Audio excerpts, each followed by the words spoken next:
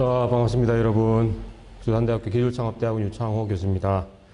자, 오늘은 연합창업대학원 2일차 교육입니다. 예, 뒤에 화면에 보이다시피 4차 산업혁명 시대 선도기술 및 응용 사례에 관해서 오늘은 좀 다뤄보겠습니다. 어제는 1일차 교육으로 해가지고 4차 산업혁명 시대 전반에 대해서 그냥 좀 인트로 이제 설명을 드렸었고, 오늘은 뭐 대표적인 여러 기술들에 대해서 살펴보고, 이 기술들을 통한 응용 사례들이 어떤 것들이 있는지 뭐 최신 사례들 위주로 해가지고 쭉 살펴보겠습니다. 뭐 일종의 트렌드 분석이라고 볼 수 있겠죠. 예. 자, 뭐 수업이 앞서가지고, 자, 오늘도 유튜브에 많이 들어오셨네요. 자, 우리 또 1번 타자로 홍지석 쌤이 오늘도 마찬가지로 일찍 들어오셨습니다. 자, 반갑고요. 다음에 12기 김현지 쌤도 들어오셨네요. 근데 김현지 쌤 아이디가 보니까 루기룬입니까? 루기룬이 TV. 뭐 이런 뭡니까 유튜브 같은 방송을 하시나 보네요. 전문 방송인이신 것 같습니다. 네, 좀 소개를 좀 부탁드리고, 우리 또 이문순 쌤도 오셨네요. 고맙고 고맙습니다. 또 자, 우리 현미 쌤도 오셨고, 정우정 쌤도 오셨고, 예, 정우정 쌤 뭐 오기십니다만은 뭐 이번에 잘 마무리하셔가지고 빨리 학위를 받고 졸업을 무사히 하십시오. 자, 예, 벌써부터 이런 예, 적극적인 자세 좋습니다. 다음에 우리 이진부쌤도 오셨네요. 반갑습니다.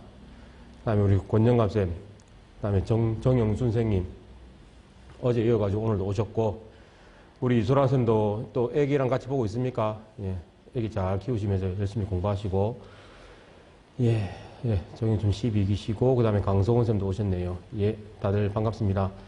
예, 다들 뭐 시간 맞춰가지고 잘 들어오셨고, 다들 예, 뭐 수업 잘 들어주시고, 오늘도 어제처럼 일단은 목표는 8시 반에 맞춰보는 걸로 목표를 잡겠습니다. 오늘도 한 40분 하고 10분 쉬었다가 40분 이제 연속으로 해가지고, 오늘은 무조건 일찍 볼 수 있도록 그렇게 노력을 해보겠습니다.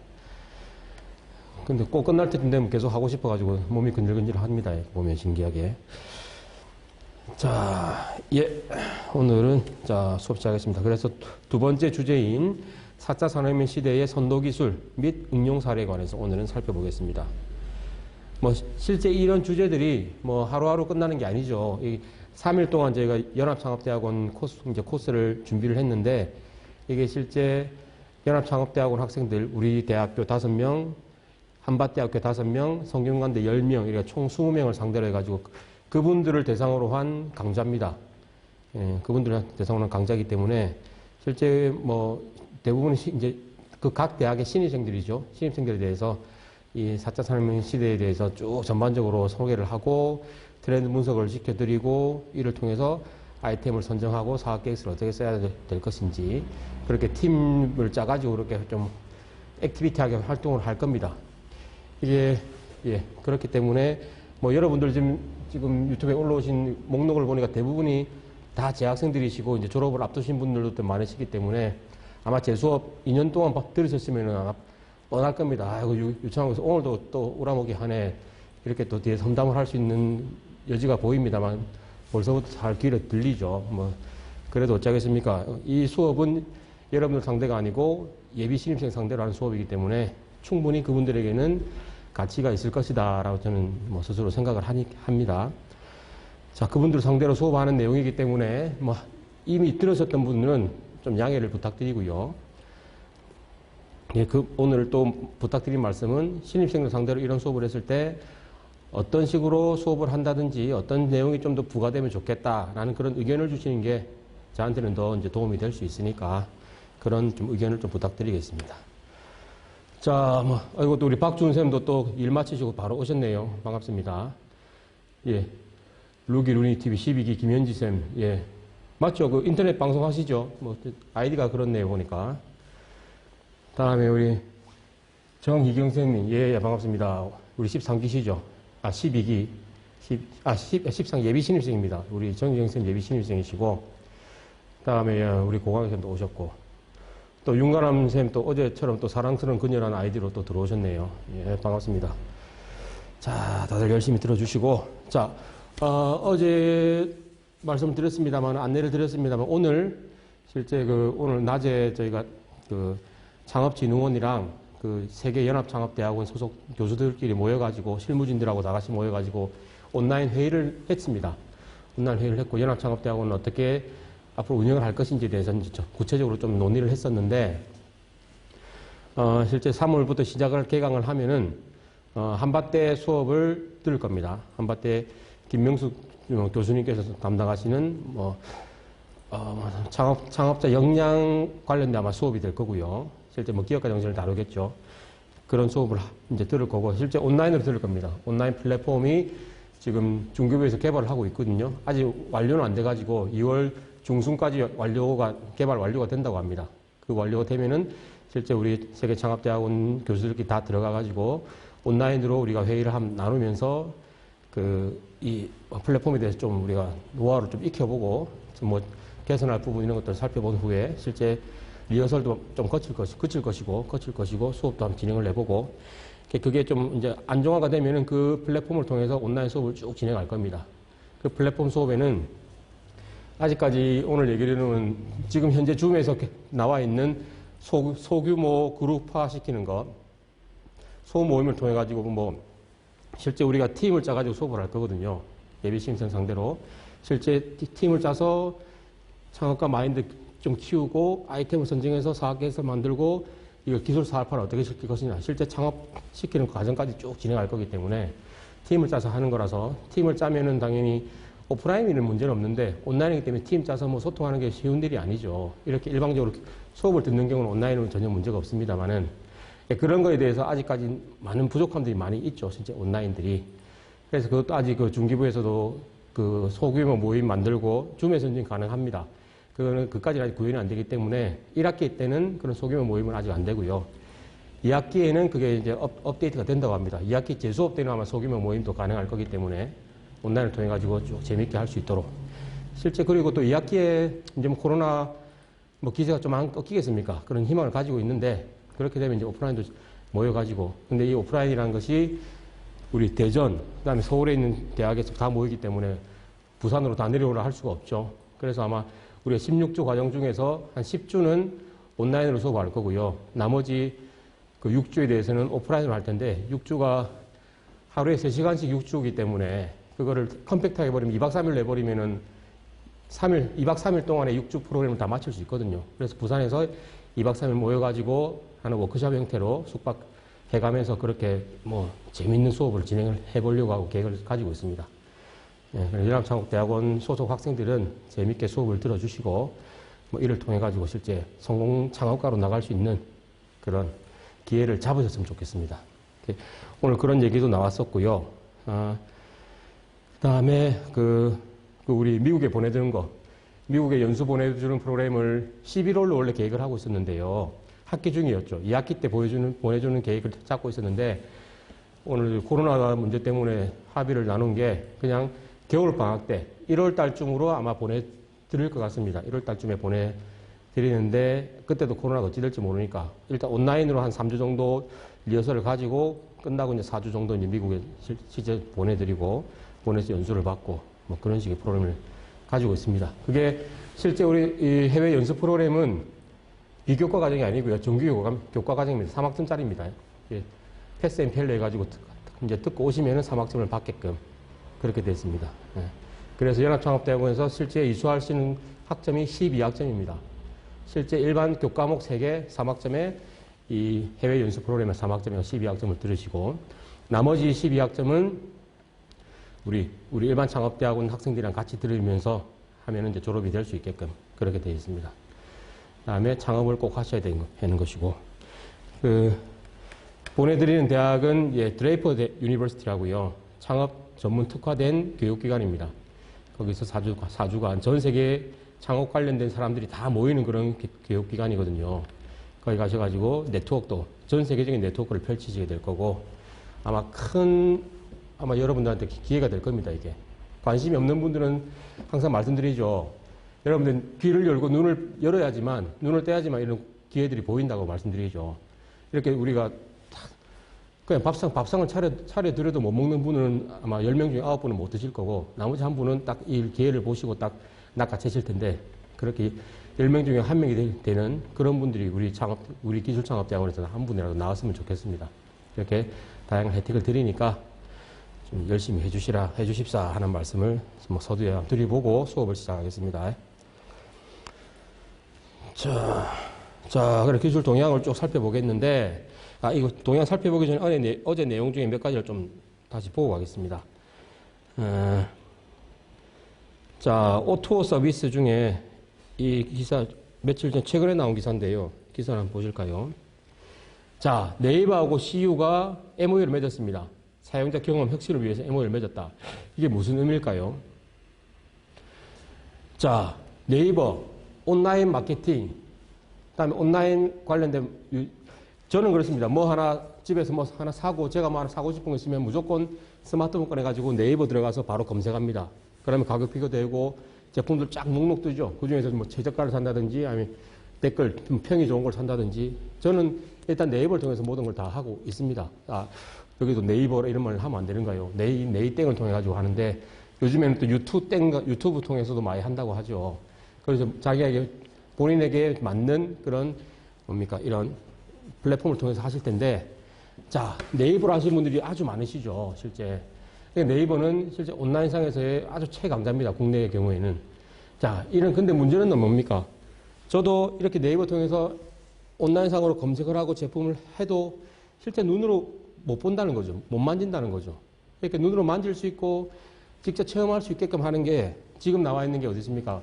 여러분들 사시는 곳 주변에 있는 대형 마트, 그런 데 가시면 인터넷 제품들이 다 배치가 되어 있죠. 구비가 되어 있습니다. 근데 가격 차이 때문에 눈으로 보고 만져보고 가격 싼 데로 인터넷 들어가지고 우리가 구매를 하지 않습니까? 자, 그렇게 마트를 가려면은 집하고의 거리가 있고 멀고 하기 때문에 좀 접근성에 문제는 있죠. 애로사항이 있습니다. 그렇기 때문에 네이버는 대형마트를 안 하고 CU랑 했다는 겁니다. CU는 어디입니까? 여러분들 나오면 10m, 5m 내에 무조건 편의점들이 쫙 다 있습니다.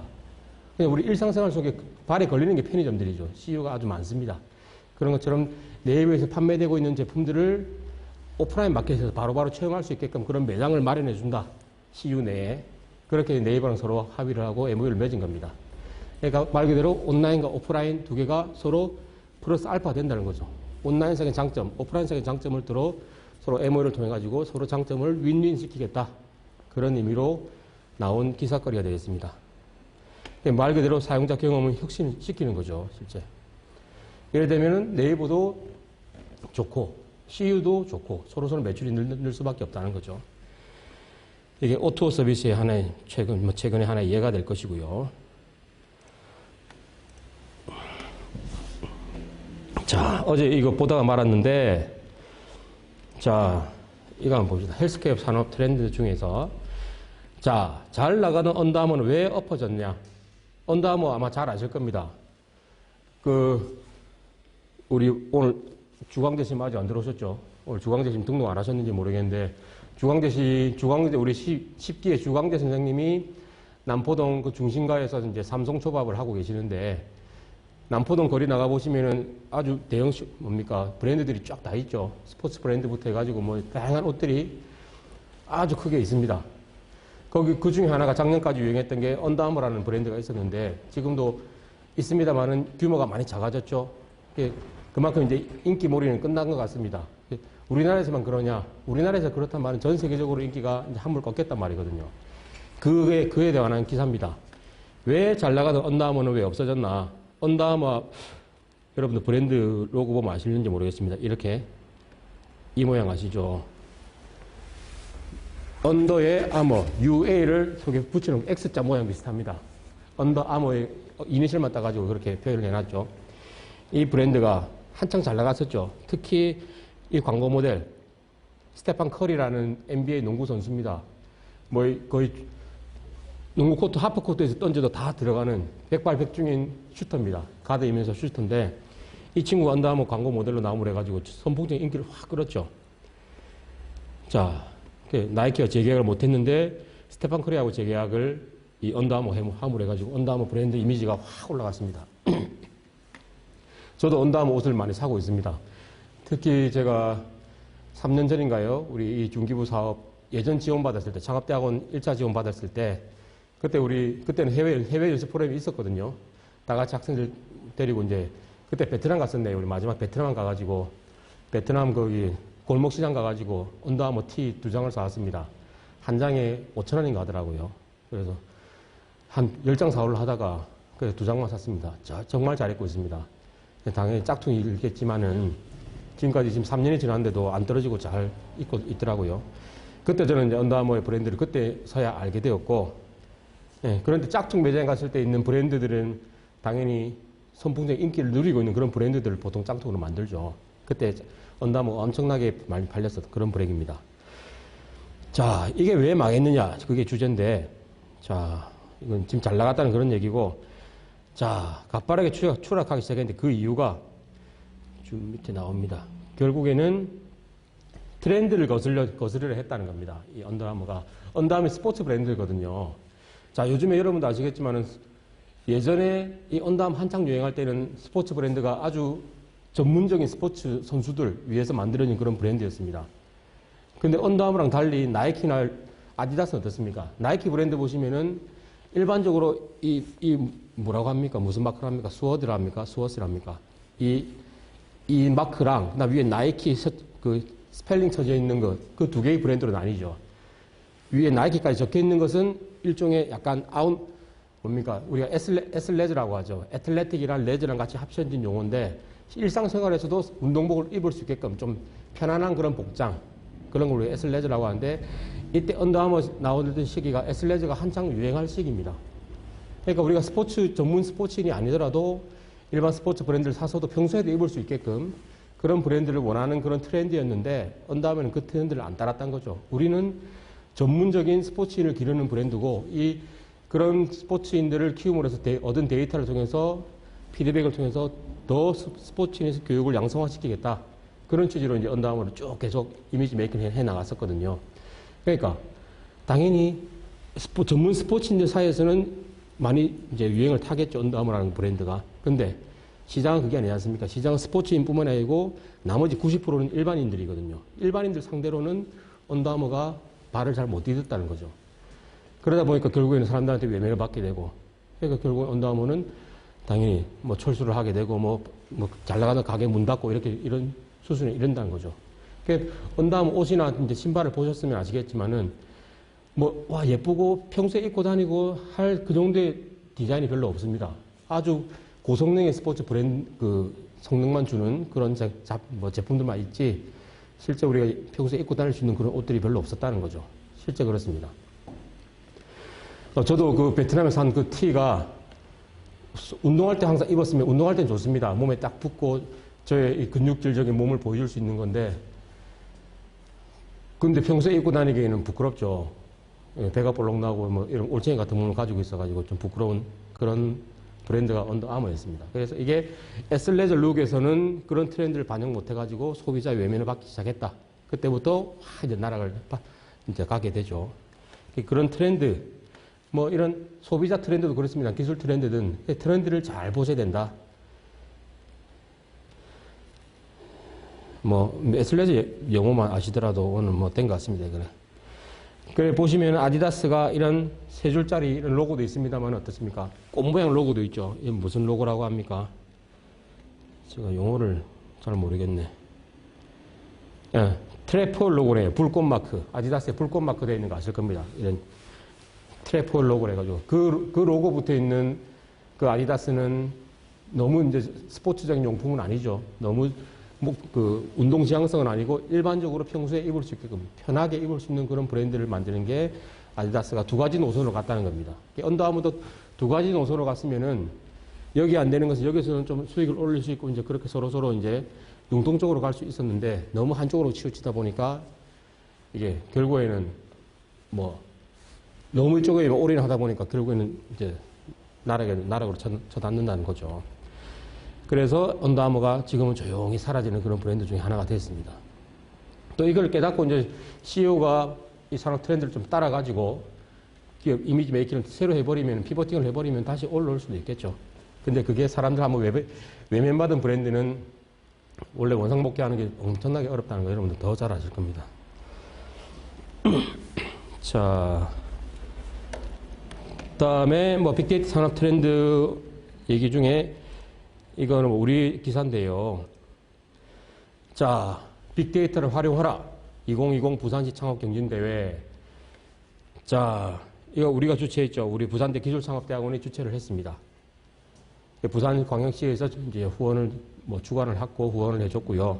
이 3천만 원짜리 예산이었습니다만은 그래서 1등한테 400이었던가 600만 원인가 그렇게 우리가 상금을 드렸고, 네, 이분들이 전국대회도 올해 아쉽습니다만은 아쉽게도 올해 우리 부산대 기술창업대회 올해 이걸 유치를 처음으로 했는데 원래 기존에는 부산 테크노파크에서 했었거든요. 테크노파크에서 하던 것을 부산시에서 의뢰가 와가지고 우리가 이제 하는 걸로 해가지고 실제 올해부터 우리 대학 기술창업대학원이 주최를 해가지고 했는데 아쉽게도 올해 1등이 전국대회에서는 떨어졌습니다.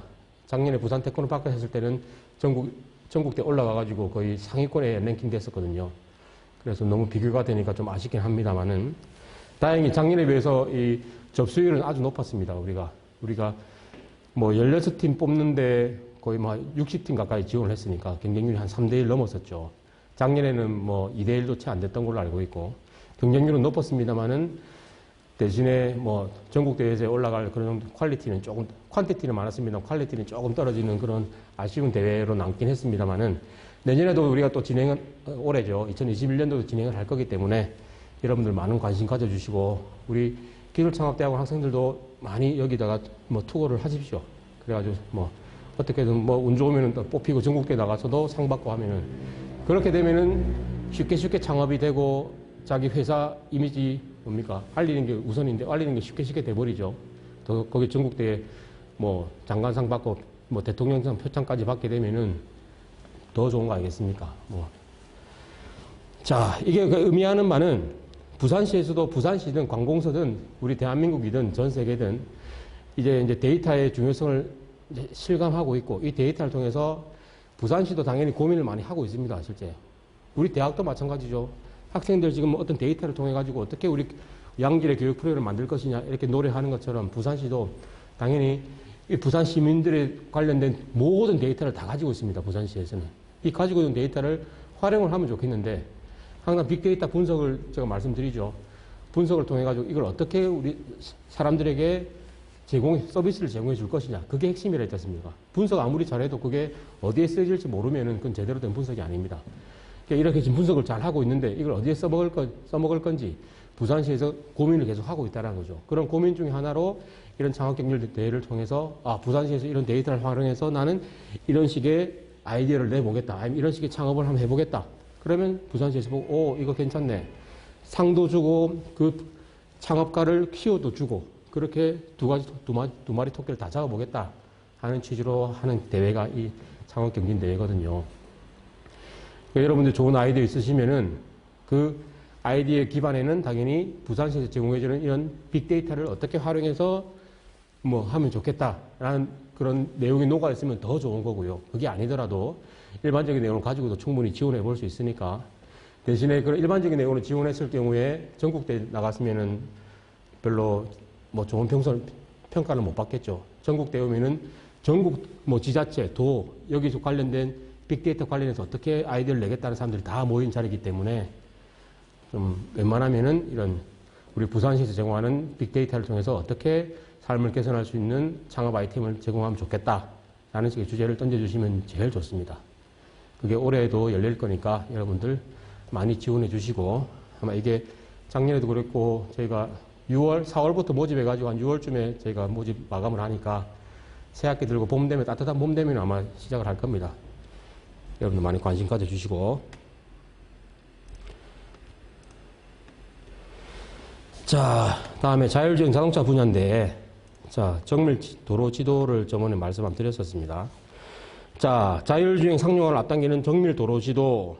자 정밀 도로 지도 속에 데이터는 뭐가 있느냐 보시다시피 과속 방지터, 노면선, 노면 표시, 높이의 장애물 높이, 그다음 신호등, 안전 표시, 주차창이 어디냐, 주행 경로 노드, 차량 방호. 자 보시다시피 지금 여러분들 T땡이든 카카오땡이든 내비게이션 앱에서 쓰고 있는 여기서 제공하고 있는 그런 도로의 정보보다는 훨씬 더 정밀한 내용들을 가지고 있죠. 지금 여러분들 뭐 T땡 해가지고 해보시면 뭐 도로 다니다 보면은 별로 좋은 거 없습니다. 앞에 뭐 과속 방지턱이 있다. 버스 전용 차선이다. 그다음에 뭐 카메라가 있다. 이 정도 정보죠. 속도 줄여라. 근데 요즘 나와 있는 차량과 연동되는 내비게이션 보시면은 자, 도로에 있는 표지판 보고 표지판에 속도 정보 보고 자기 정보하고 맞춰가지고 속도를 자동으로 줄여주고 이렇게 하죠. 네. 그건 기본적인 거고 거기다가 지금 이제는 이게 정밀 도로 지도가 돼버리면은 지금 우리 도로는 어떻습니까? 2D 아닙니까? 2차원 아닙니까? X, Y축밖에 없습니다. 실제 Z축은 발생하지 않죠. 실제 GPS 통해서 Z축 정보도 받을 수 있습니다만 그까지 우리가 반영을 하지 않죠. 근데 정밀 도로가 돼버리면은 Z축에 아주 미세한 정보까지 우리가 이제 받게 된다는 겁니다. 말 그대로 방지턱에 있을 때 앞에 얼마만큼의 거리가 남았을 때 방지턱에 있으면 속도를 줄여가지고 이 속도가 뭐 50km 이상의 방지턱 넘어갔을 때 뭐 요동을 많이 칩니다만은 그게 속도를 현저하게 줄여버리면 요동 거의 없이 천천히 넘어가지죠. 그런 것처럼 이 높이에 따라 가지고 속도를 얼마를 맞출 것이냐 그런 고민도 할 수 있을 것이고요. 그다음에 뭐 지금 벤츠 S클래스에 기본적으로 장착되어 있는 MBC 매직 바디 컨트롤러 같은 경우에는 과속 방지턱이 200m 앞에 있으면 내 차 속도 지나갈 때 내 뭡니까 쇼크 업서버 이 뭐 말 그대로 그냥 쇼바라 합시다. 그냥 다 아시는 용어로 쇼바에 어떻게 이 댐핑 컨트롤을 할 것이냐. 그래도 앞에 이게 높이가 어느 정도면은 쇼바를 어느 정도 당겨야지 거의 충격 안 받고 지나갈 것이냐. 그런 것들을 제공해 줄 수 있는 게 정밀 도로 지도입니다, 실제. 이게 정밀 도로 지도가 돼버리면은 결국에 가고자 하는 궁극적인 목표는 뭐겠습니까? 자율주행 자동차 아니겠습니까? 예. 우리 여러분들 좀 운전을 하시다가 실제 주차를 하고 좁은 길로 갈 때 조금이라도 오차가 있으면 옆차 바로 긁어버리시죠. 그렇게 긁지 않게 하시려면은 정말 정밀한 지도가 필요하다는 겁니다. 이 지도가 내가 사람이 눈으로 보는 것처럼 지도하고 GPS 정보하고 매칭됐을 때 오차가 최소한 1m 이내, 30cm, 50cm 이내가 돼야지만 좁은 도로를 지나갈 수 있을 것이고 주차도 자율 주차가 가능하겠죠. 조금만 잘못하면 바로 옆차를 긁어버리시니까 그런 거 안 되려면 정밀 도로 지도가 꼭 나와야 되고 이를 통해서 자율주행이 결국에는 궁극적인 목표가 될 수 있을 것이다. 라는 내용으로 말씀을 한번 드려보고요. 자, 그 다음에 사각지대 보여주는 자동차 기술. 결국엔 이것도 뭡니까? 지금은 사각지대를 보여줍니다만은 결국에는 볼 필요가 없어지죠. 자율주행 자동차가 돼버리면. 지가 있는 거 확인해가지고 지금은 확인된 카메라를 통해서 확인해가지고 아니면 우리가 거울을 통해서 사람 눈을 통해서 확인할 수 있게끔 해주는데 거울이 거추장스럽고 당연히 뭡니까? 속도 주행할 있어가지고 장애물이 되니까 거울을 떼버리고 물리적인 카메라를 조그맣게 달아가지고 그를 통해서 사람 눈으로 볼 수 있는 화면을 통해서 보여주겠다라는 취지인데 결국은 이것도 앞으로 넘어가게 돼버리면 자율주행차처럼 사람 눈에 보이지 않도록 그 카메라 정보를 통해서 센싱 받은 이 측정치를 자율주행 경로에서 우측으로 뭡니까? 횡방향 제어를 할 때 차가 있냐 없냐 그걸 판단할 수 있는 하나의 센서 측정값이라는 것이죠.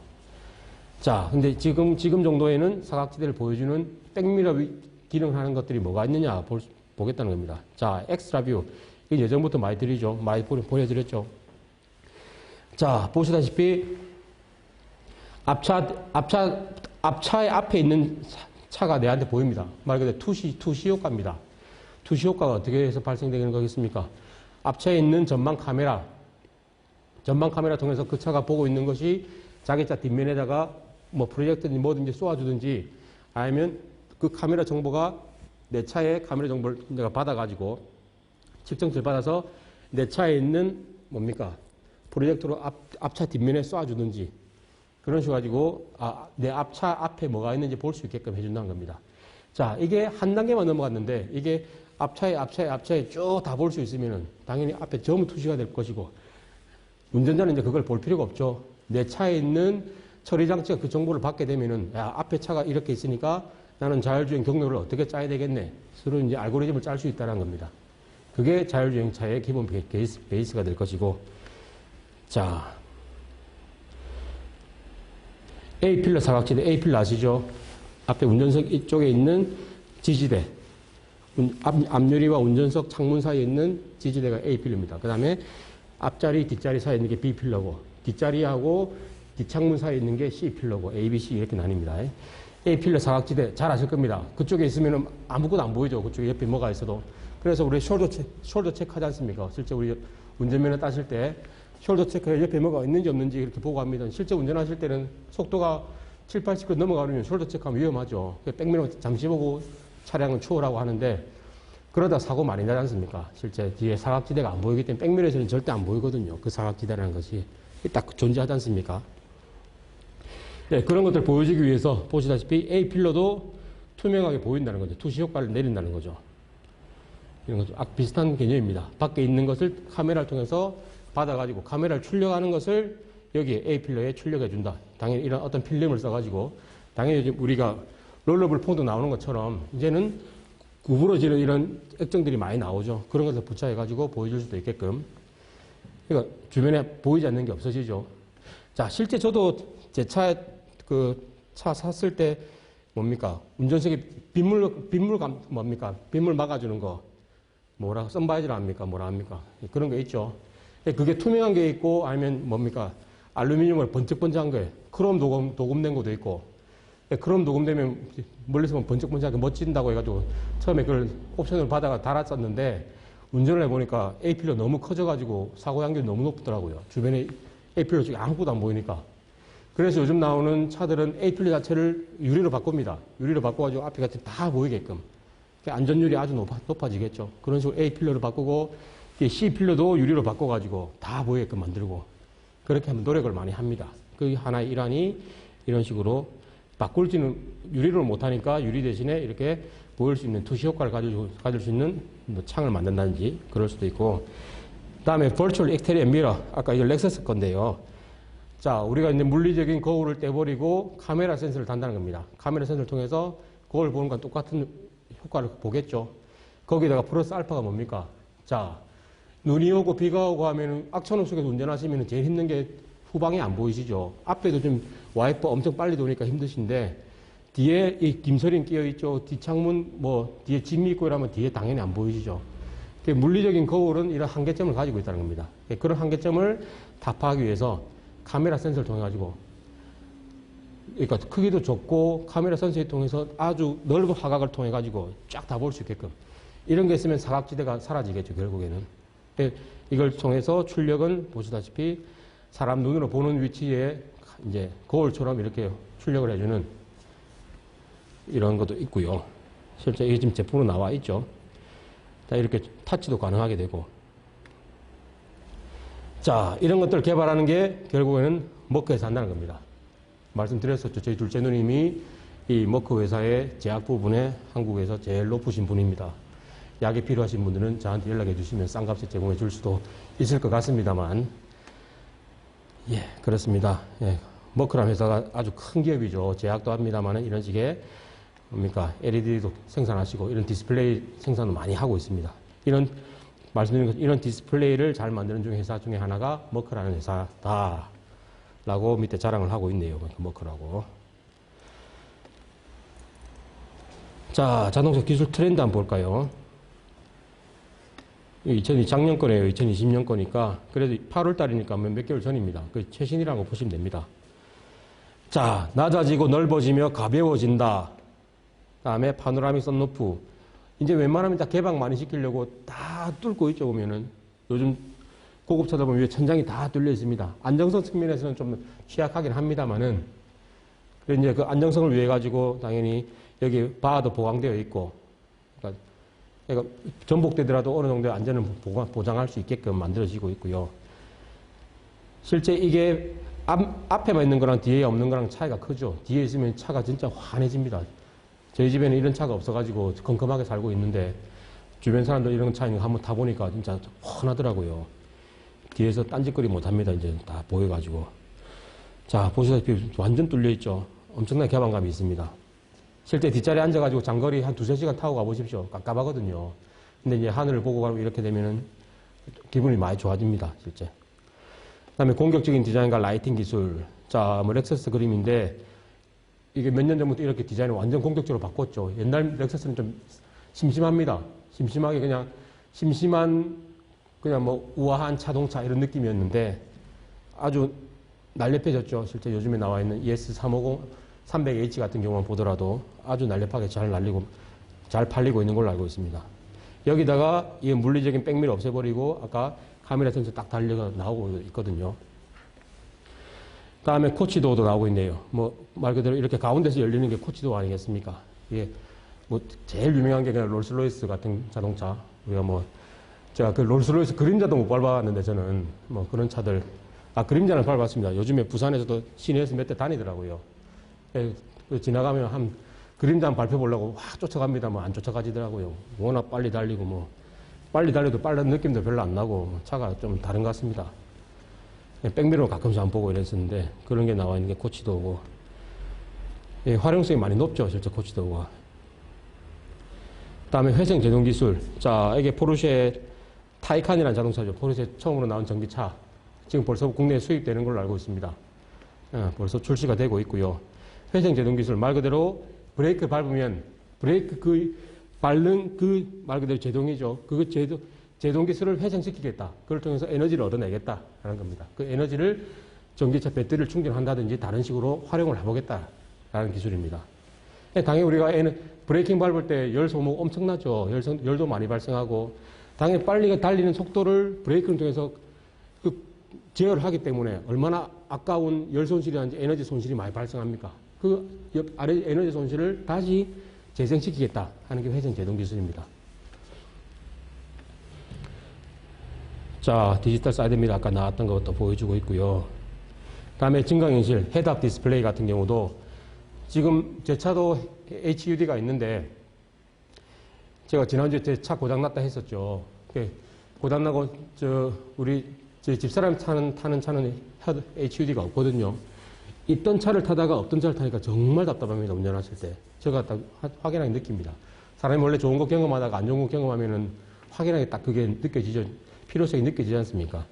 그런 것처럼 속도가 지금 몇 킬로인지 그것만 눈만 한 5cm만 고개만 갖다 가면 되는데 그게 힘들다는 거죠. 적응이 돼버리니까. HUD 적응이 돼버리니까. 거기다가 이제는 HUD가 일반 HUD에다가 어그멘티드 리얼리티를 써가 증강현실. 실제 상황 속에서 우리가 회전하는 것처럼 그렇게 완전 보입니다. 실제 요즘 나와 있는 그랜저나 제네시스 타보시면은 증강현실 HUD 쓰고 있죠. 실제 도로에서 가보시면은 내가 다음 골목인지 저 다음 골목인지 빠른 속도로 가면 헷갈리는 경우 아주 많지 않습니까? 근데 증강현실 써버리면은 정확하게 딱 그 길을 따라가집니다. 그런 거 한번 경험해 보시면은 일반 HUD 또 못 쓰시겠죠? 그렇게 될 것이고요. 자, 보시다시피 증강현실 HUD입니다. 자, 보시다시피 정말 이 길로 가는 것 같겠죠? 이렇게까지 해주는데도 얼로 우회전하는 분들이 아마 계실 겁니다. 우리 김도현 선생님 그러지 마시고요. 예. 자, 그 다음에 음성인식 AI. 여기까지 있네. 자, 음성인식 같은 경우 차량 여러분 타실 분들 손으로 뭐 하다가 손 떼버리고 말로만 해버려도 엄청나게 패러다임 바뀌는 거거든요. 실제 여러분들 운전하시다가 저 목적지가 바뀌어가지고 다음 걸 해야 된다. 비상등 켜놓고 손으로 하시는 분들 많죠. 저도 그러고 있습니다.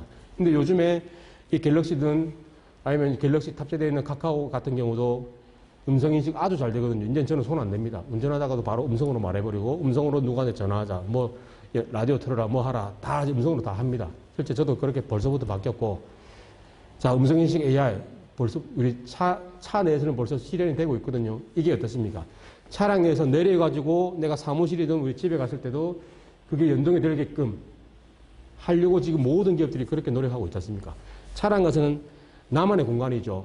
그러니까 외부 잡음 없이 내 목소리만 듣기 때문에 음성 인식률이 높고 그렇게 충분히 가능합니다만 이게 내가 차 문을 닫고 내렸을 때는 음성 인식 확률이 확 떨어지죠. 외부 소음이 얼마나 많습니까? 소음뿐만 다른 사람도 있고 그러니까 확률이 낮아질 수밖에 없습니다. 그런 음성 인식 확률을 높이기 위해서 모든 기업들이 지금 뛰어들고 있죠. 특히 뭡니까? 어디입니까? 아마존이든지 아마존의 알렉사입니까? 알렉사 같은 경우도 지금 차량에서 나왔을 때 가정으로 갔을 때 어떻게 음성인식하고 연동을 잘 시키겠느냐. 그거 가지고 지금 혈안을 엄청나게 투자를 하고 있죠, 지금. 여기서 성공하게 되면 전 세계를 장악한다 이 말이죠. 스마트폰 이제는 필요 없다는 거죠. 스마트폰도 우리가 손으로 하자는 거지 않습니까? 손으로 한 것을 손을 놔버리고 말로 해버리면은 스마트폰 시대는 지나갈 수가 있는 겁니다. 그 다음 세대를 보는 게 아마존이고 그런 식으로 가고 있다는 겁니다. 음성인식, 그 다음 완전 자율주행은 아까 말씀드린 거고, 이렇게 넘어가고요. 아이고, 뭐, 제가 이거 뭐 몇 가지 얘기 안 했는데 벌써 1교시가 끝났네요. 40분이네요. 이러니까 7시, 8시 반에 마치기 지겠습니까? 저는 오늘 또 아마 불가능할 거라, 불가능이라고 보는데, 예, 옆에 스태프들이 째려보고 있네요. 빨리 마치라고. 자, 읽어보겠습니다. 우리, 그 뒤로, 자, 박성현 선생도 오셨네요. 자, 반갑습니다. 김갑권 선생도 어제랑 같이 똑같이 오셨고, 우리 12기 문영우 쌤은 제가 처음 뵙는 것 같은데, 이름도 그렇고. 자, 정말 반갑고요. 김도하 쌤도 오셨고, 다들 예, 오늘도 어제랑 마찬가지로 많이 오셨고, 예, 어제처럼 많이 좀 끝까지 들어주시고, 다음에 주변 분들한테 많이 홍보도 해주시고, 우리 기창원 우리 유튜브 채널 구독, 좋아요 항상 이렇게 뚝뚝 눌러주십시오.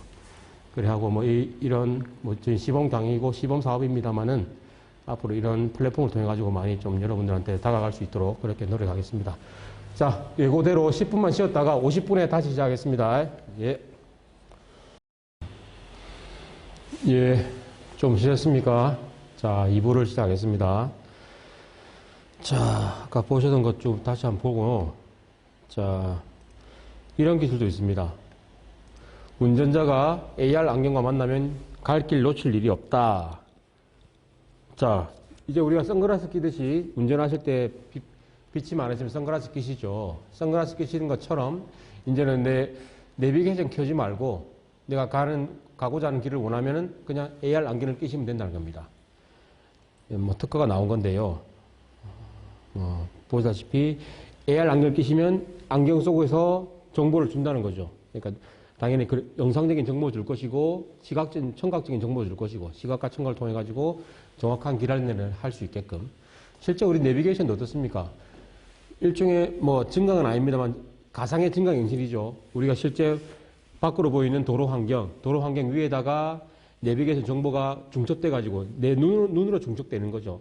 같이 번갈아 보면서 이 길이 맞나, 내비게이션 나와는 그 길이랑 실제 길이랑 매칭이 되는지 안 맞는지, 매칭이 되면은 제대로 된 길인 것이고, 매칭을 잘못하시면은 길을 잘못 가서 다시 돌아와야 되는 것이고, 그런 뭐 이치로 가는 게 내비게이션 아니겠습니까?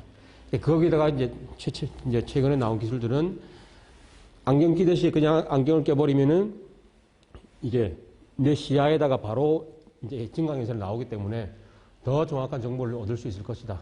그러니까 헤드업 디스플레이가 앞에 유리창에서 비추는 게 아니고 내 눈앞에서 비춰주는 거죠. 실제로 이제 안경을 통해 가지고 그런 기술도 나올 수 있다는 겁니다. 그래 되면 당연히 이제 절대 길 안 잊어버리겠죠. 가라는 대로만 가면 되니까요.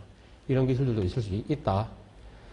자, 그러니까 앞으로 지금 어떻습니까? 방금 말씀드린 것처럼 AR, VR, 증강현실 기술들이, 가상현실 증강현실 기술들이 지금 답보 상태에 많이 있거든요. 이런 쪽으로 많이 이제 응용 사례들이 실제 이제 제안을 할 수 있다는 겁니다. 이런 쪽으로 많이 실제 기술 발달은 많이 되어 있죠. 어떻게 적용시킬 것이냐. 어플리케이션 쪽으로 우리가 많이 부족함이 있었는데, 이렇게 응용 사례들 위주로 보시다시피 어떻게 응용하느냐. 그런 것에 대한 좀 인사이트만 가져오시면은 실제 창업할 수 있는 거리들이 무궁무진한 분야입니다, 실제. 그다음 어제 보여드렸다시피 실제 우리 가상현실, 우리가 이런 HMD, 헤드 마운트 디스플레이를 쓰고 일상생활을 할 수 있는 분들이 몇 분 계시겠습니까? 저 같으면은 절대 그래 못 합니다. 이런 게 무거운 거 끼고 니가 그냥 가상현실 속에 들어가서 뭐 해라. 못 하죠. 네, 아마 진짜 제 방에서 혼자 있으면 아마 끼고 할 텐데, 주변의 사람들 다 쳐다보고 있는데 그런 거 해라. 절대 저는 못 합니다.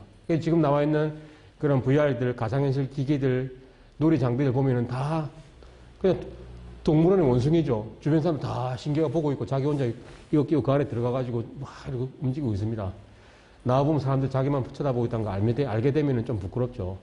그런 것처럼 아직까지는 그냥 흥미거리밖에 안 되고 있습니다. 이런 장비들이. 근데 이런 식으로 실제 좀 프라이빗한 그런 공간에서는 실제 혜택을 많이 줄 수 있는 기기들이 VR 장비들이거든요. 그러니까 실제 VR 장비들이 효과를 얻으려면은 우선적인 게 저는 프라이빗한 공간을 제공해야 된다. 자동차 안에서는 충분히 가능할 겁니다. 자기 혼자만 있는 곳이고 자기 가족들하고만 있는 공간이 자동차 아니겠습니까? 우리가 평생 살면서 내 잘 모르는 사람 태울 일이 1년에 몇 번 없거든요. 실제. 그런 것처럼 좀 프라이빗한 공간이 제공이 된다면 이런 VR, AR 기술들은 더 좀 불이 나게 좀 일어나지 않을까라는 생각을 가지고 있습니다. 자, 다음에 밑에 그래요. 레벨 3 자율주행차가 7월부터, 작년 7월이겠죠. 2020년 4월달 기사니까 7월부터 판매가 된다라고 했답니다. 레벨 3. 레벨 3면은 아주 자율 기능이 높은 거거든요. 레벨 0부터 해가지고 레벨 6까지 있어요. 5까지입니까? 5단계니까 5네요. 자, 레벨 3면 거의 완전 자율주행차에 거의 가깝죠. 자, 레벨 3면은 거의 다 되는 거니까 지금 실제 레벨 2 같은 경우에는 실제 자율주행 됩니다. 근데 지금 뭐 볼보든지 BMW, 벤츠든지 자율주행 다 됩니다만은 레벨 2까지만 되기 때문에 뭐 스마트 크루즈 컨트롤 눌려놓고 내가 1분 동안 핸들에 손을 떼면은 알람이 울리죠. 핸들을 손잡아라고, 위험하니까 손잡아라. 그렇기 때문에 손을 잡아야 됩니다. 손 잡으면 또 알람이 풀리고 또 떼면은 1분 동안 유효게임 갤리드 하다가 1분 지나면은 또 알람을 빡빡 주죠. 그런 것처럼 이제 레벨 2는 그런데 레벨 3 돼버리면 핸들에 손을 일정 구간 안 잡아도 된다는 거거든요. 그런 도로가 개통이 되어 있습니다. 그런 도로에 갔을 때는 레벨 3 버튼, 레벨 3가 가능한 도로이기 때문에 핸들을 놓아도 쭉 한 몇 킬로 이상을 쭉 갈 수 있다는 겁니다. 1분을 넘어서도 10분, 20분 동안에 얼마나 쾌적한 상황입니까? 벌써부터 작년부터 이제 제공이 된다고 하니까 실제 자율주행 자동차 환경이 우리가 뭡니까? 체험하게 될 그런 순간이 멀지 않았다는 거죠. 자, 이 말인즉슨 결국 자율주행차가 조만간에 된다고 한다면은, 자, 저 같은 경우에도 제 차가 자율주행차다. 그러면 내가 비싼 돈을 주고 차를 안 살 것 같습니다, 이제 앞으로는. 계속 말씀드린 것처럼 이제는 자동차도 공유경제 시대로 이제 넘어간다는 거죠, 결국에는. 근데 내가 운전 안 하고 그냥 맡기고 택시처럼 타고 가는데, 이제는 자동차를 택시와 똑같은 매개체로 이제 본다는 시각이 커진다는 거죠. 그러니까 몇 천만을 들여서 남자의 제1 보물인 자동차를 돈을 주고 사진 않을 것이다. 한 달에 얼마씩만 구독료만 내게 되면은 구독할 수 있는, 언제든 내가 불러서 타고 탄다는 게 운전하는 것도 있겠습니다만 A라는 목적, 출발지에서 B라는 목적지로 그냥 이동만 해줄 수 있게끔 택시보다 편안하면서 쾌적한 환경을 제공해주고 내 혼자 편하게 갈 수 있고 남하고 모르는 사람과 같이 간다는 게 불편한 경우가 많잖아요. 어떻게든 그런 삭막함을 깨기 위해서 의도치 않은 뭐 대화도 하게 되고 그런 문제가 있기 때문에 택시 타기 그래 하신 분들은 이런 자율주행차 충분히 구독을 하실 겁니다. 그런 사회가 머지않아 조만간에 온다는 그런 개념이고. 자, 그렇게 뭐 이제 구독 경제로 가버리면은 관련된 또 서비스 산업들, 우리가 모르던 직업들이 확 생겨나겠죠, 결국에는. 지금 우리들이 그런 분야를 모르기 때문에 관심이 없기 때문에 보이지 않는 시장인데 다들 10명 중에 5명 이상이 구독 경제로 간다. 그러면 그 사람들을 위한 서비스가 필요할 겁니다. 그런 시장은 누가 먼저 캐치해내서 끼어들어가지고 창업에 성공하느냐. 우리들은 그런 눈을 길러야 된다는 거죠, 결국에는. 우리가 배달의 민족 이렇게 배달 대행해주는 서비스가 이렇게 불티나게 일어날 줄 알았습니까? 정말 지금 대단한 파급력을 가지고 오고 있죠, 실제.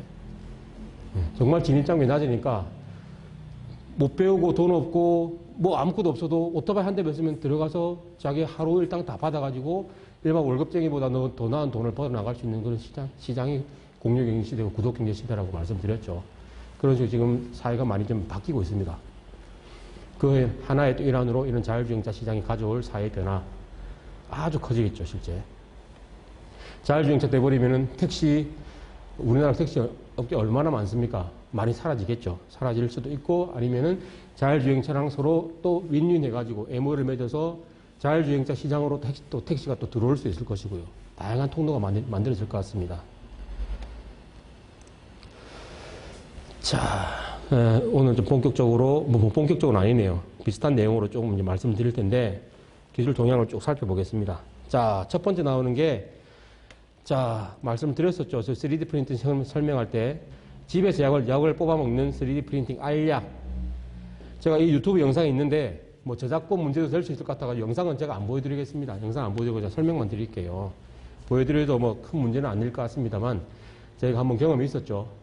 학술 포럼 때 영상이 또 영화 보여드려 그냥 유튜브에서 잘려 나갔던 그런 경험이 있기 때문에 만에 하나 그런 불상사를 초래하지 않기 위해서 안 보여드리고 그냥 설명만 하겠습니다.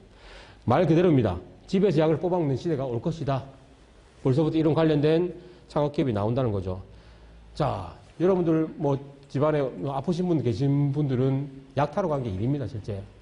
암 환자든 뭐든 뭐 고혈압이든 무슨 약이면 정기적으로 매일매일 먹어줘야 되니까 매달 매주 가서 약을 타와야 되죠.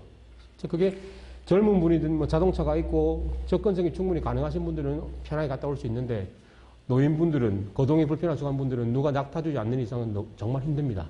그런 분들을 위해서는 이런 이런 3D 프린터가 필요하다는 거죠.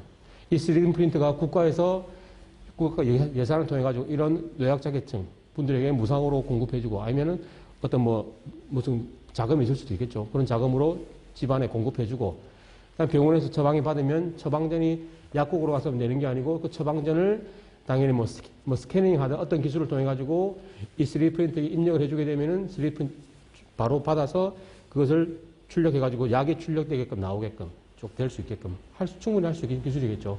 그럼 이 처방전이 진짜냐 가짜냐 판독하는 시스템이 필요할 것이고 그런 판독 기술 결국에는 블록체인 기술이 될 것이고요. 그러니까 이게 진품인지 아닌지 확인해서 진품이라면은 오케이 약 출력해라. 그러면 3D 프린터에 있는 재료들이 혼합이 돼가지고 약이 만들어져서 뚝뚝 떨어지는 겁니다. 매일매일 하나씩 떨어지면 그거 가지고 매일매일 약을 복용하면 되는 그런 사회를 구현하는 기술이죠. 결국에는 3D 프린터가 이것도 마찬가지로 그 가상현실 VR, AR 기술처럼 기술 개발은 충분한데 어플리케이션 어디를 적용해야 될지는 아직까지 많이 부족했었거든요. 그러니까 이 3D 프린터가 지금 많이 답보 상태 아니겠습니까? 처음 개발됐을 때 학생들, 청소년들 와 했습니다. 너무 재밌는 거 나왔다고. 자기가 설계해가지고 만드니까 뚝딱이가 만들어주거든요. 이게 있고 없고 자기가 손으로 만질 수 있다 없다 차이는 엄청나거든요, 실제. 우리가 머릿속에서 디자인하는 거랑 디자인한 게 제품으로 나온다, 만져본다, 이 차이는 어마어마하게 큽니다. 그것을 가능하게 해준 게 3D 프린터 아니겠습니까? 근데 거기서 끝나버렸거든요. 학교들 모든 초중고 가도 딱 3D 프린터 구비는 되어 있습니다만, 이제는 애들이 그 맛을 알았기 때문에 더 이상 접근 안 한다는 겁니다. 주변에 나와 있는 우리 메이커 스페이스, 여기도 마찬가지죠. 활성화가 많이 안 돼 있죠. 그냥 오던 사람들만 오지, 더 이상 이거 활로 개척이 많이 안 되고 있습니다. 근데 이런 식으로 어플리케이션이 다양하게 나오게 된다면은, 이제 이렇게 약을 만들 수 있는 3D 프린터가 가정 내에 다 공급이 된다고 하면은, 어떻습니까? 그러니까 일반인들도 3D 프린터 관심 없었던 사람도 약을 먹어야 되기 때문에 3D 프린터에 접근하게 된다면은 이 파급력이 어마어마한 거거든요, 실제. 이런 것도 나올 수 있죠. 그 다음에 3D 프린터 군대에서도 보급이 제일 중요한 거 아니겠습니까? 보급할 수 있는 문제도 3D 프린터 출력을 바로바로 해주면은 바로바로 총알이 만들어진다든지 그렇게 딱 돼버리면 보급에 대한 문제 충분히 다 되죠. 그 다음에 먹거리도 출력해준다고 하니까 그런 식의 이런 어플리케이션 쪽으로 많이 고민을 해야 되는 분야가 3D 프린터 분야가 되겠습니다. 자, 아주 좀 약간 기존 약에 비해서 조금 어설픈 감이 있습니다만은 우리가 약 모양 보고 먹는 거 아니죠. 효과만 좋으면 약은 먹어야 되니까 효과만 다 좋게끔 만들면 되니까요. 자, 두 번째 기사인데 맨스 캐비넷이라는 것을 론칭을 했습니다. 자, 남성을 위한 패션 구독 서비스. 자, 구독 경제죠, 이거. 구독 경제 중에 하나입니다. 보시다시피 와이셔츠 구독해주고 넥타이도 구독해줍니다. 자, 정기 구독 서비스가 자, 오늘 제가 이 짝대기를 준비했습니다. 여러분들 지금 우리 박준님 지금 잘 듣고 계시죠? 잘 안 들으시면 이 짝대기를 제가 잘못할 수 있습니다. 잘 보고 계십시오. 자, 보시다시피 셔츠 서비스가 있고, 셔츠는 셔츠 관리 서비스입니다. 자, 하루에 2,000원으로 당신의 품위를 지켜드립니다. 저가 필요하죠. 실제 저도 우리 저 아파트 삽니다만 아파트 내에 보통 다 이런 세탁소가 존재하죠. 그 세탁소는 실제 노다지입니다. 노다지. 그 아파트 주민들이 얼마나 많습니까? 몇천 세대 이렇게 있으면 단독으로 그 세대들 다 관리해주죠. 아파트 남자들 셔츠를, 와이셔츠를. 그러니까 자기만의 먹거리가 얼마나 큽니까? 그런 분들한테는 위협이 될 수 있습니다, 실제. 보통 셔츠 하나 3,000원 이래 받는데, 이거는 하루에 2,000원으로 다 해주겠다. 정확한 금액은 모르겠으면 실제 세탁소보다 쌉니다. 싼 것으로 해가지고 배달까지 다 해주고, 픽업까지 해서 배달 딜리버리까지 다 해준다. 내가 원하는 시간에 갖다 주고. 그런 서비스를 해주니까 젊은 세대들, 실제 이렇게 구독 경제에 관심 있고, 이런 서비스에 적응을 잘했던 분들은 당연히 일로 가겠죠. 기존에 세탁소 전화해가지고 해달라. 요즘에 전화 자체를 안 하려고 하지 않습니까? 어떻게든 카톡으로 보내고 대면을 안 하려고 하는 분위기니까. 당연히 대면 서비스 아니니까요. 그러니까 이게 지금 코로나 사태 시대에서도 더 각광을 받는 그런 분야고, 단 넥타이 같은 경우에도 자, 이런 넥타이를 뭐 얼마입니까? 뭐 거기다가 정기 구독해야겠다. 하루에 맨날 매일매일 바꿔주는 넥타이. 남자분들, 저는 넥타이를 잘 안 합니다만은 매일매일 넥타이 하시는 분들은 넥타이 고르는 것도 일입니다. 오늘 이 셔츠에 어떤 게 어울릴까? 그런 패션 감각을 익히고 공부를 많이 하셔야 되죠. 네, 그런 분들을 위해서 최적의 코디를 해주는 그런 서비스도 하고 있다.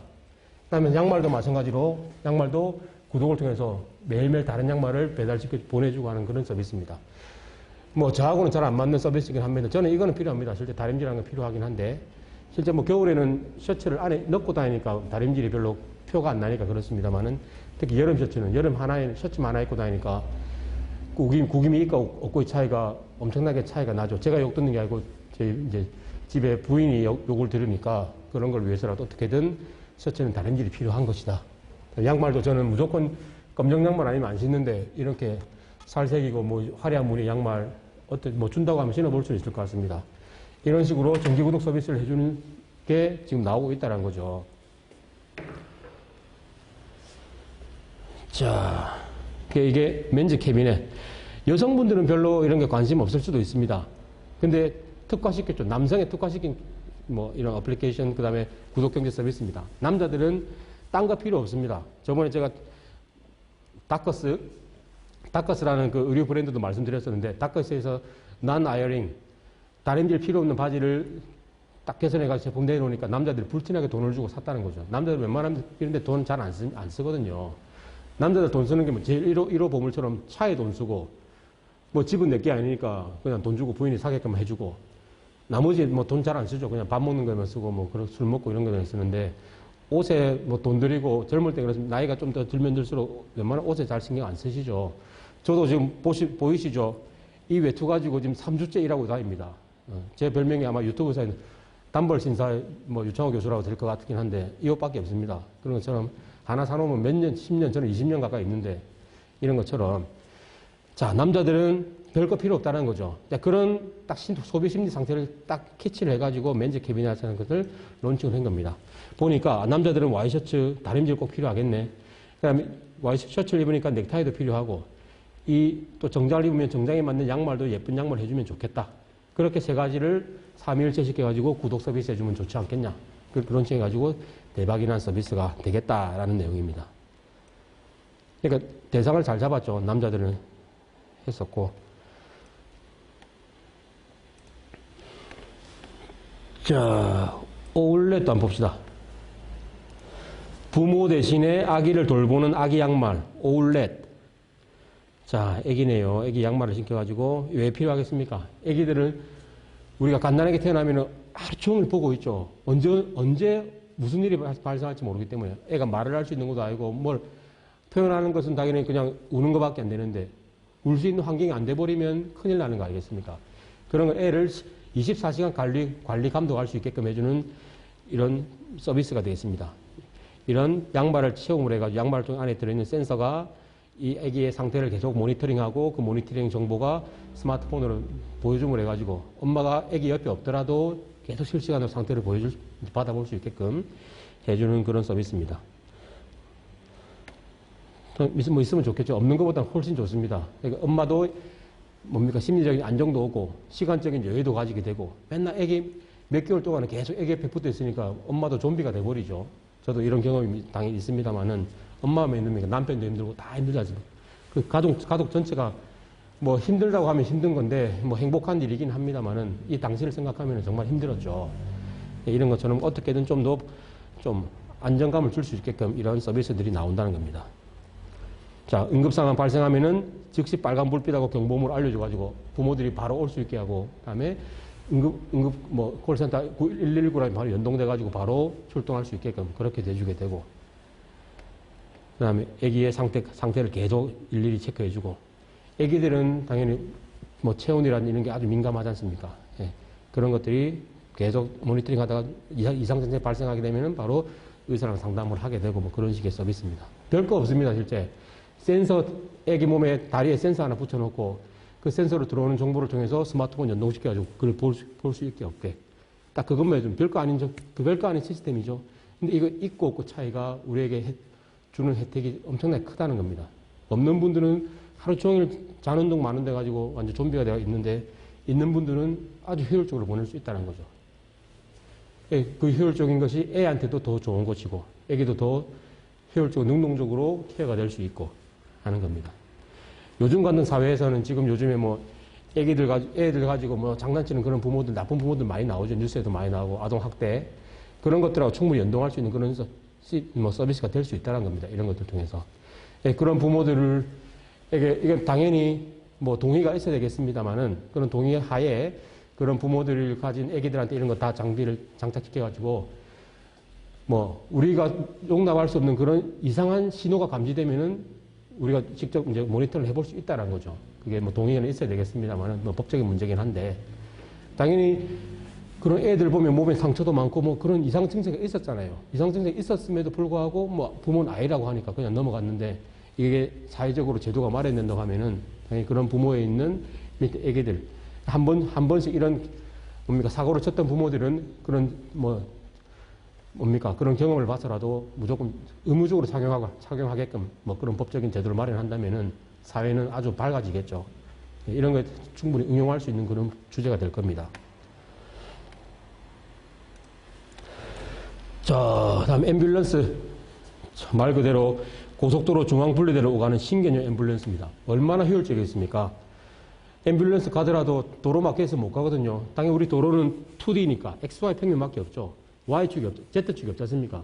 Z축만 하나 더 있으면 그냥 바로 상공으로 가면 될 텐데 그러려면은 상공으로 가기 위해서는 당연히 추진체가 또 필요하겠죠. 당연히 브레이크 있어야 되니까. 그런 거 필요 없이 고속도로 중앙분리대는 딱 존재하고 그 사이로 공간이 필요하니까 중앙분리대로 왔다 갔다 할 수 있는 그런 신개념의 자동차를 기차처럼 만들자. 그런 앰뷸런스에 대한 아이디어입니다. 이렇게 돼버리면 가운데로 쫙 왔다 갔다 하니까 엄청 고속으로 달리겠죠. 교통체증에 상관없이 어떻게 왔다 갔다 할 수 있게끔. 비슷한 아이디어가 뭐 있었습니까? 옛날에 중국에 한 2, 3년 전에 나왔던 거 고속 대형 버스가 위로 다니고 그 버스 밑에 뚫려 있어가지고 차들이 왔다 갔다 할 수 있게끔 뭐 그런 식으로 해가지고 장난을 좀 쳤었는데 중국에 그것도 충분히 좋은 아이디어였죠. 실현이 안 됐을 뿐인데 이것도 정말 좋은 아이디어라고 봅니다. 진짜.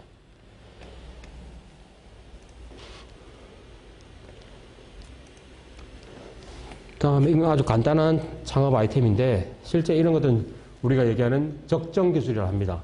말 그대로 적정 기술은 최첨단의 기술이 아니더라도 아주 저급한 로우 테크놀로지라도 이게 필요한 적정한 곳에 가가지고 개발도상국이든 후진국이든 물이 식수가 없어가지고 배가 고파 죽어나가는 그런 사람들이 있는 곳에는 물만 줘도 그 사회가 엄청나게 발전을 하거든요.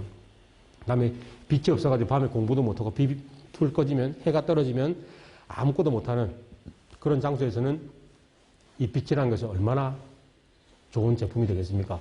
그런 것들을 제공해주는 겁니다. 말 그대로 자 개발소에 자기가 갈 일이 있었는데 심심하면 정전이 된다는 거죠. 그만큼 전기의 불안정성이 높다는 겁니다. 전기가 효율적으로 생산이 안 되니까 심심하면 정전돼 버리고 또 뭐 하려고 하면 또 정전돼 버리고 그러니까 이걸 좀 해결하면 안 될까? 그래 아이디어를 얻었다는 거죠. 실제 그 현장에 가서 보니까 자 배터리 아니고 다 이제 전기라는 것은 우리가 배터리를 상용해가지고 하는데 당연히 물도 못 먹는 나라에 배터리 구하는 게 더 쉽겠습니까? 힘들죠 당연히. 배터리 없이 어떻게 할 수 없겠느냐? 자 물리법칙을 통해 가지고 이런 제품을 구해냈는데 자 뭐 적정 기술이고요. 자 여기 있네요. 자 루미드라는 제품인데 자 성질이 다른 두 반도체의 온도차로 전압을 발전시키는 재백 효과가 그겁니다. 성질이 다른 온도가 다르면 전기가 딱 발생된다는 거죠, 서로가. 온도가 다르니까 특히 보시다시피 이 제품은 뜨거운 화로 위에 이렇게 양초를 켜가지고 양초에 나오는 불이죠. 불에 대한 온도 차이가 밑에는 뜨겁고 위에가 낮으니까 온도 차이가 발생하니까 전기가 흐른다는 겁니다. 그러니까 바로 위에 LED 램프가 딱 들어오고 그런 식으로 이제 원리가 작동되는 원리입니다. 자, 그러니까 불은 어디서든 피울 수 있죠.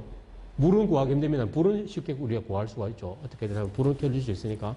불만 있으면 이 제품을 갖다 주면은 바로 밝은 불이 확 해지니까. 뭐 이 정도 불은 아니더라도 요리를 할 수 있고 책을 볼 수 있는 그런 환경은 충분히 제공할 수 있다.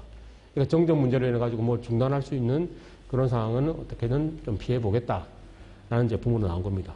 자, 이렇게 이게 문명국가에 딱 이런 제품이 가버리면, 자, 다른 거 필요 없죠? 우리가 배터리 넣는 것도 아니고, 정기적인 어떤 뭐 결함이 있는 것도 아닙니다. 열만 가면 됩니다. 열만 가면 딱 발생하는 불이기 때문에 어디든지 사용할 수 있다는 거죠. 반영구적으로 사용할 수 있기 때문에 이런 기술들이 적정 기술입니다.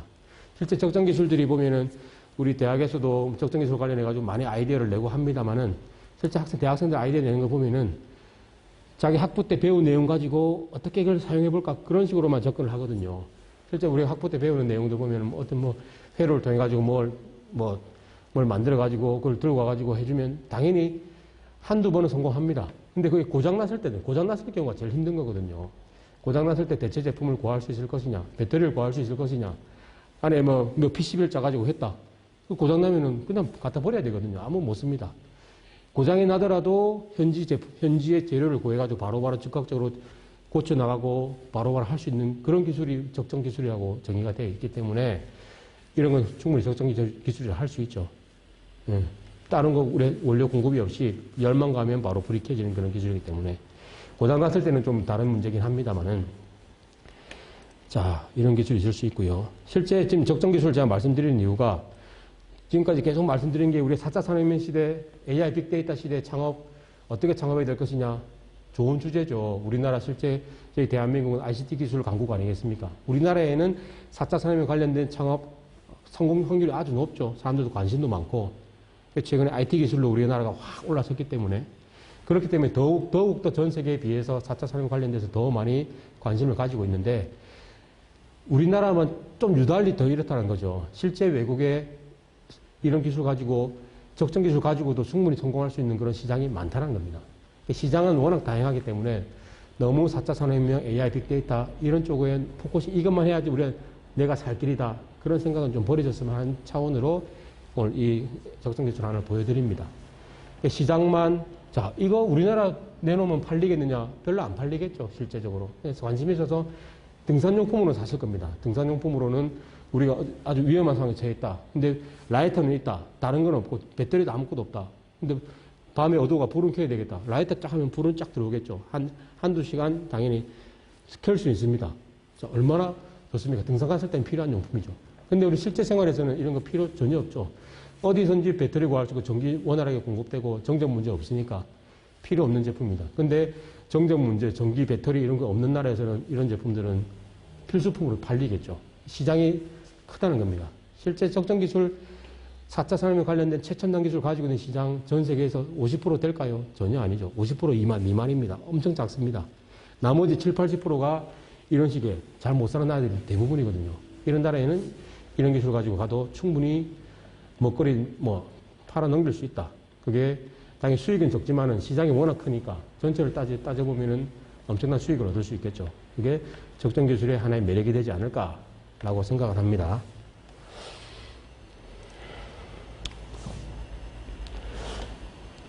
자, 리비리 봅시다. 택배 쓰레기 문제를 해결한 착한 택배 상자, 리비리. 자, 보시다시피 택배 상자입니다. 자, 이거 보기 전에 제가 다른 거 한번 볼까요? 아까 제가 뉴스를 하나 검색해놨는데 이번 주 월요일에 나왔던 뉴스입니다. 코로나19 속에서 최근 음식 소리가, 배달 시장이 연간 소리가 안 들리게 되어 있습니까 이게? 그만큼 일로 나갑니까? 일회용품 쓰레기도 늘어났습니다. 저거 안 들리네 소리는. 이게 보시다시피 여러분들 배달의 민족 요기요 많이 하시죠? 저도 연구실에 있으면 저녁에 지금 코로나라서 9시 이후로 뭘 못 먹잖아요. 밖에 나가면 식당에 다 문을 닫으니까 무조건 그래서 저녁 늦게까지 연구실에 있으면 무조건 시켜 먹습니다. 시켜 먹으면 자 최소 주문 금액이 있죠. 배달료 얼마 이상 해야지 뭐 무료가 하기 때문에 그런 거 아까워서라도 결국 많이 시킵니다. 혼자 먹는데 2인분 이상 시키죠. 이만큼 옵니다. 제품 포장지 싸가지고 일일이 뜯죠. 다분 플라스틱 용기고 비닐 용기입니다. 화면 보시다시피 다 재활용 안 되죠. 근데 지금 배달의 민족에도 친환경 마크 있고 뭐 이렇게 한다 했는데도 결국엔 테스트 해보니까 이게 재활용 안 된다고 결론이 났죠. 배달의 민족 우리도 뭐 시정하겠다라고 하는 그런 내용이 이 뉴스입니다. 자, 뭐 이 정도만 보셔도 대충 제가 말씀드렸으니까 아셨겠고, 자, 이 말인즉슨 결국에는 그만큼 지금 일회용 용기를 통해 가지고 쓰레기 어마어마하게 배출된다. 우리나라만 이러겠습니까? 전 세계 이렇게 구독경제 시대로 간 건당 사회, 기경제, 뉴욕은 더 심할 것이고 전 세계 어마어마합니다. 그 나오는 쓰레기량이 이제는 감당이 안 되죠. 그러니까 지금 어떻습니까? 최근에 뉴스도 다음 뉴스 볼까요? 이거 다음 뉴스 한번 볼게요.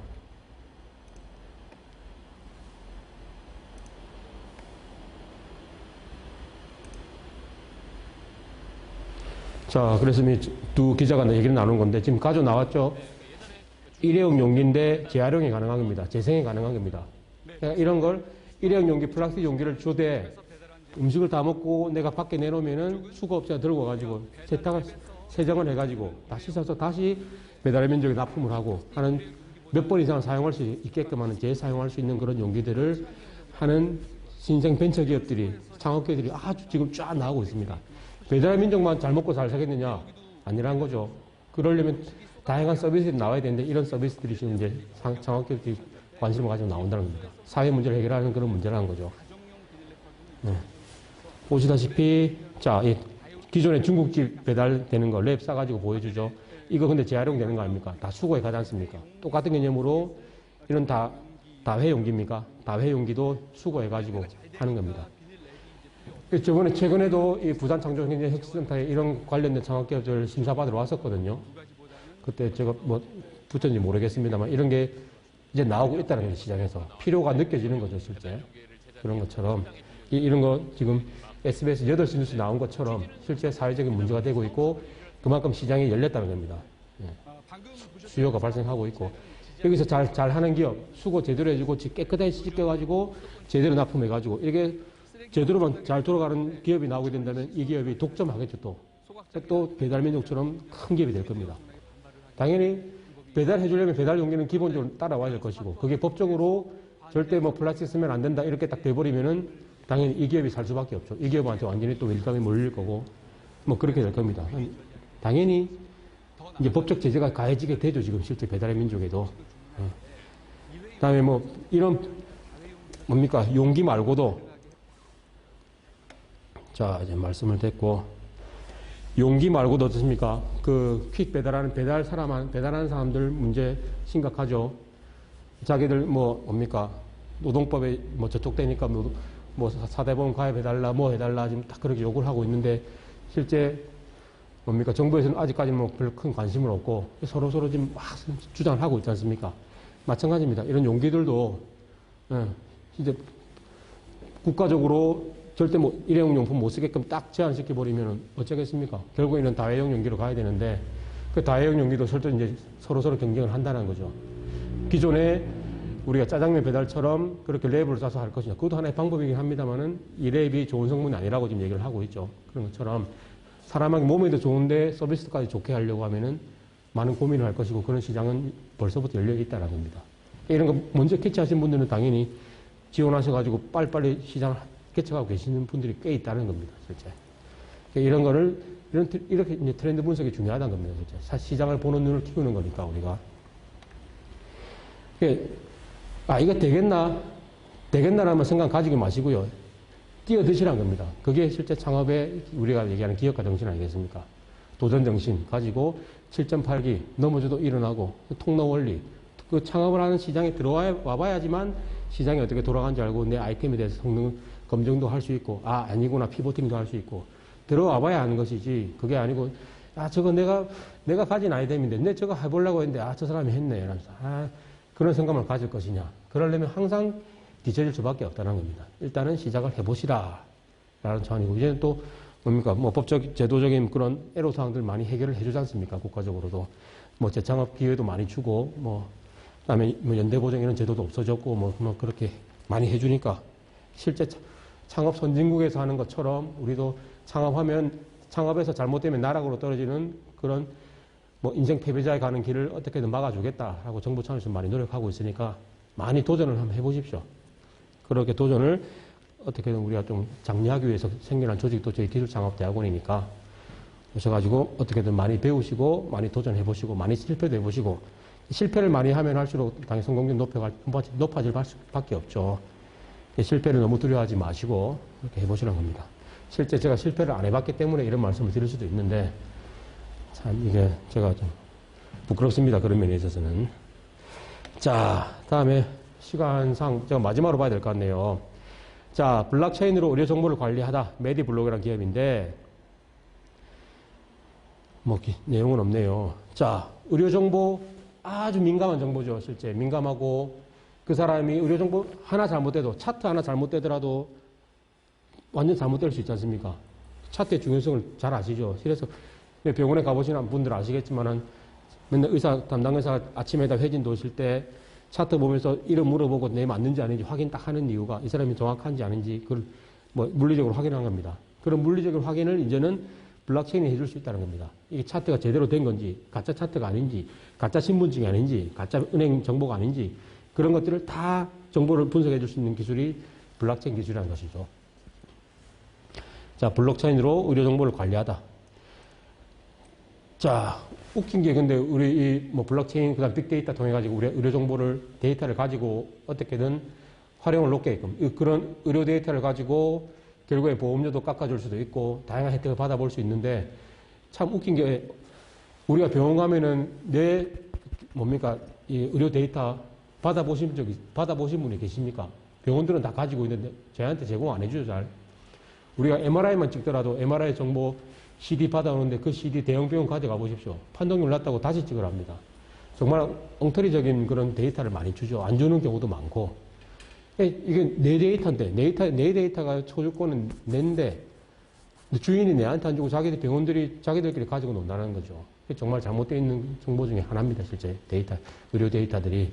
그런 것들을 좀 더 투명하게 공개해주고, 공개 못할 거라면 한계가 있겠습니다만 공개해주고, 그 공개된 데이터가 진짜냐 아니냐를 판독해줄 수 있는 기술은 또 블록체인 기술로 우리가 서포트를 받을 수 있고, 그래 되면 내뿐만 아니라 내 의료 기록들을 딱 명확하게 들고 다닐 수 있는 그렇게 좀 투명한 사회가 앞으로 열릴 거라고 봅니다. 그런 기술 중에 하나가 메디블록이라는 기업이고,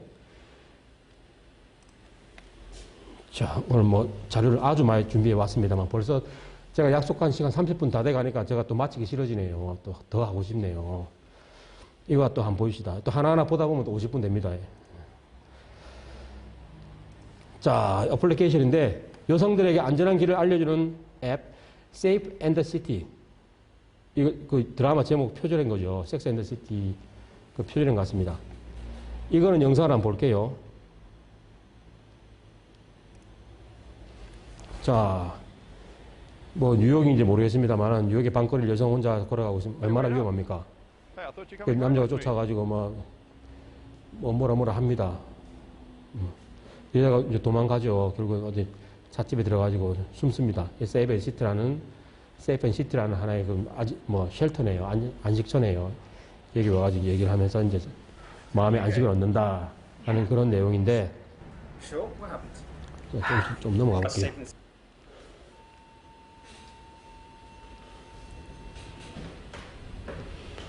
보시다시피 자, 여기서 이 앱을 통해서 정보도 공유할 수 있습니다. 아까 자기가 이 길로 오니까 우범지대에 누가 있더라. 그러니까 여기다 앱에 정보 올리면 이 여자가 이제 이 길로는 절대 안 가겠죠. 이렇게 서로 소통을 통해가지고 안전한 길이 어디고 하는 그런 정보를 다 말해준다는 겁니다.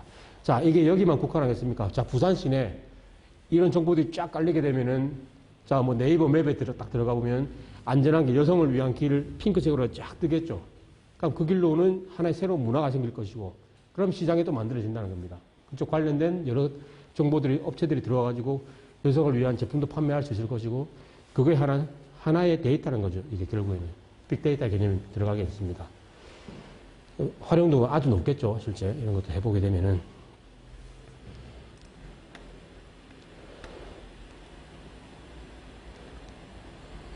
자, 원격 의료 서비스. 이까지만 보고 마칠게요. 여러분들 마치자고 계속 그러는 거 아닌가 모르겠습니다만. 자, 원격 의료 서비스의 포문을 열다. 타이토 케어. 우리나라 아직 원격 의료 서비스 안 되죠. 자, 우리나라에서는 아직까지 안 됩니다. 근데 전 세계적으로 선진국에서 원격 의료 지금 가능하고, 일본도 가능하죠. 자, 이런 제품을 써가지고 애한테 입에 넣어보니까 다양한 정보들이 쫙 뜬다는 겁니다. 이 정보들을 내가 가지고 있고 데이터를 쫙 만들고 이 데이터가 의료진에게 넘어가게 되면은 의료진이 판독을 하겠죠. 판독해가지고 병원에 오시라 마시라 그렇게 정보를 주고받을 수 있다는 겁니다. 이게 애한테만 써야겠느냐? 다 남녀노소 다 할 수 있겠죠. 그렇게 우리 집안의 건강관리 체크를 뭐 우리 주치의처럼 해줄 수 있겠다. 그런 서비스가 됩니다. 우리나라 이런 거 관련된 거 많이 나옵니다만은 법적인 문제 때문에 활성화 못 하고 있죠.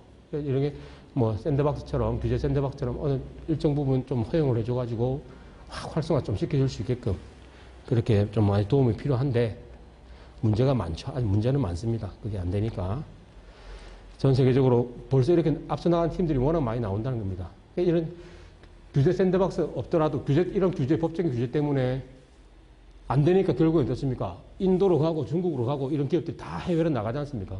거기서는 되니까, 허용해 주니까.